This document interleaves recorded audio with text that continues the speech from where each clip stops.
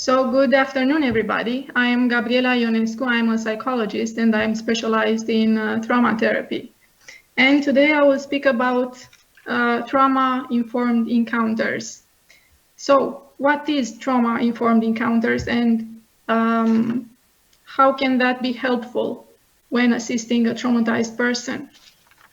Well, a trauma-informed encounters is basically a foundation of starting a good relation with a traumatized person, and is based on recognizing and understanding psychological trauma, and also prioritizing psychological and physical safety for both survivor and providers. All specialists who interact with a traumatized person in order to investigate, assist, or provide support produce an impact on that person. And how these encounters unfold can promote resilience and recovery, or it can exacerbate a suffering that the survivors may have. So in order to have a trauma-informed approach, there are at least two important aspects that needs to be considered.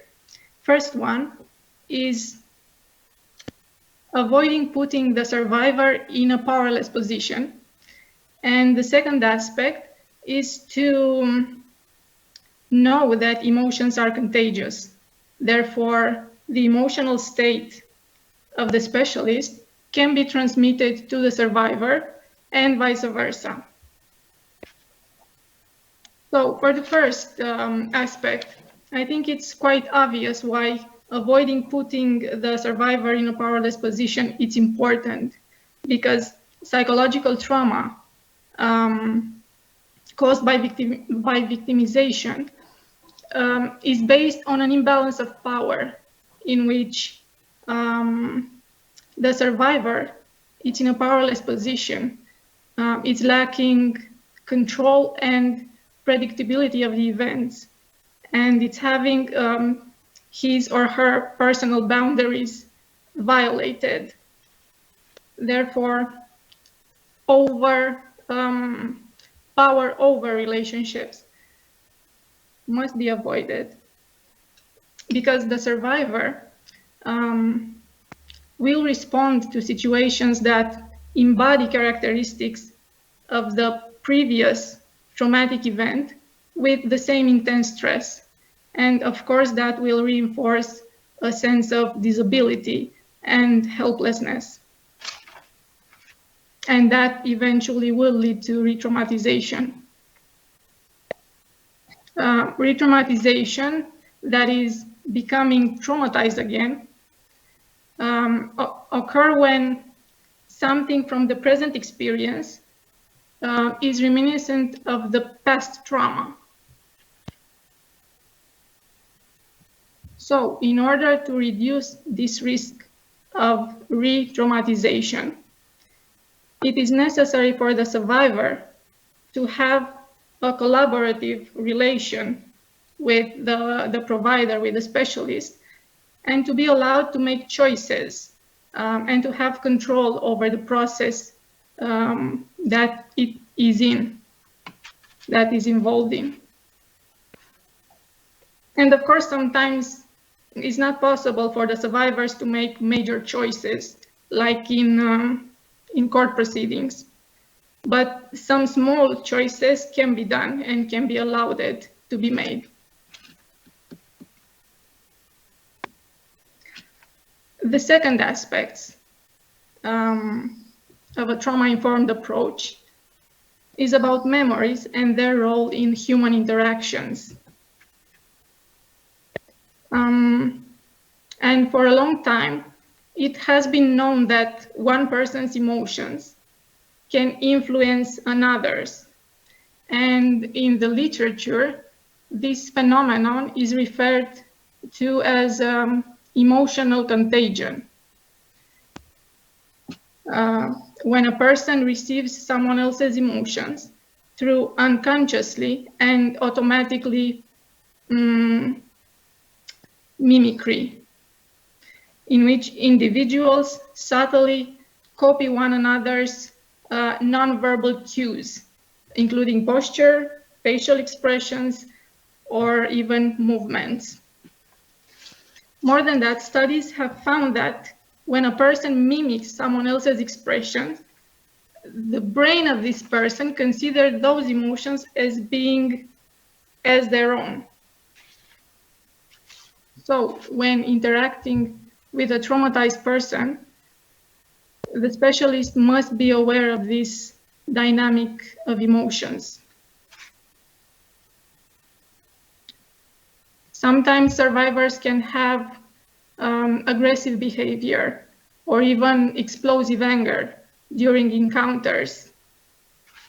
And the specialist can alleviate this dysfunctional behavior by responding openly and calmly.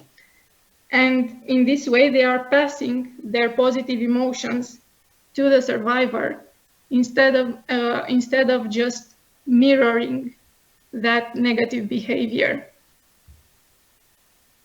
And this approach can potentially diffuse the level of arousal through a process of co-regulation. And this process of co-regulation, it's a continuous and dynamic process in which each participant repeatedly regulates the behavior of one another. Also, the specialist must consider if their own behavior might be contributing to a current situation.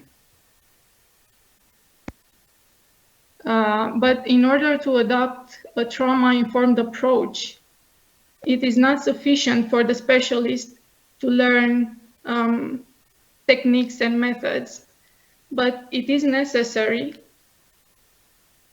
to be able to analyze his own or her own emotions and to pay attention to their own reactions to trauma. And also they must reflect to their racial and cultural biases.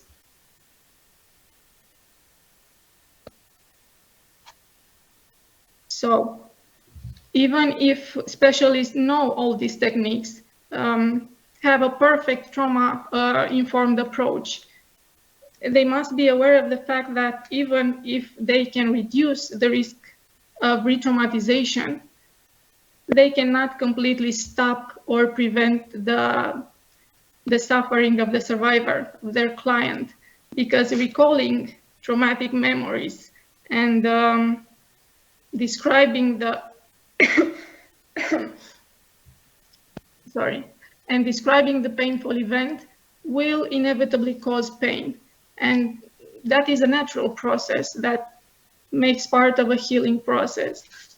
So it's important to know that you cannot stop your client's suffering, but you can protect it in some way. All right, and as a final remark, it's important to know that understanding psychological trauma and knowing your own limits and taking care of your emotional health will make you a better specialist and will help you take care of your client on all aspects.